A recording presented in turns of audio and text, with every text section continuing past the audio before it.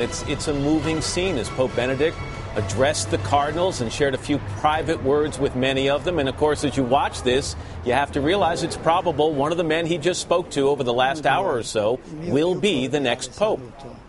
That's right, Matt. In fact, it was a bit of a surprise that Benedict addressed the cardinals at all, and he made that point. He said, among you, there is a future pope. He vowed to give reverence and support to that next pope. I'm actually standing with Cardinal Timothy Dolan, who was one of the cardinals to greet the pope this morning. In a few moments, we're going to speak to him live exclusively, hear about that meeting, hear what they had to say.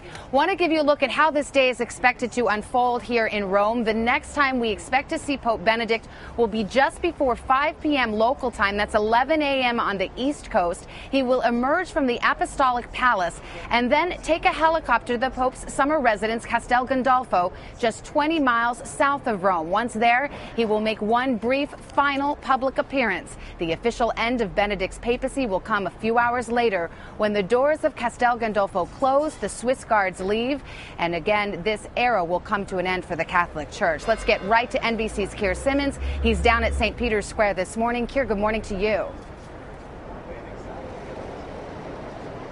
Hey, Savannah, good morning. You know, the saints looking out across this historic square have not seen a day like this since the Middle Ages. In the papal palace over my shoulder here, the Pope has been meeting, as you say, with his cardinals, telling them, "I'll be with you in prayer."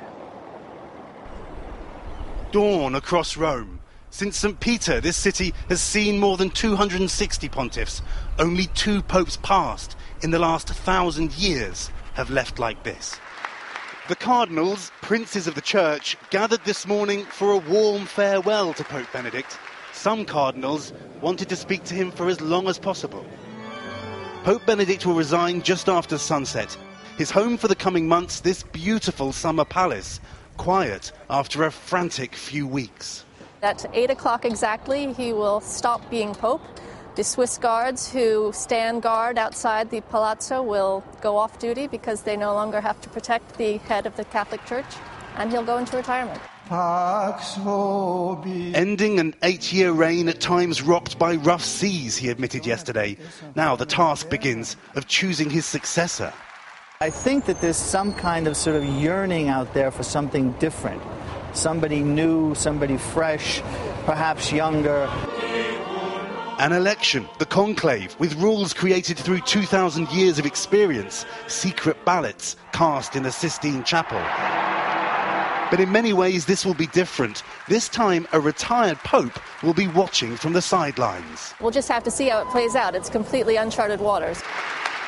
The cardinals must choose a man to lead the faithful forward in these still difficult times for the church. They are yet to set a date, but it must begin soon. A new pope surely should be in place by Easter week.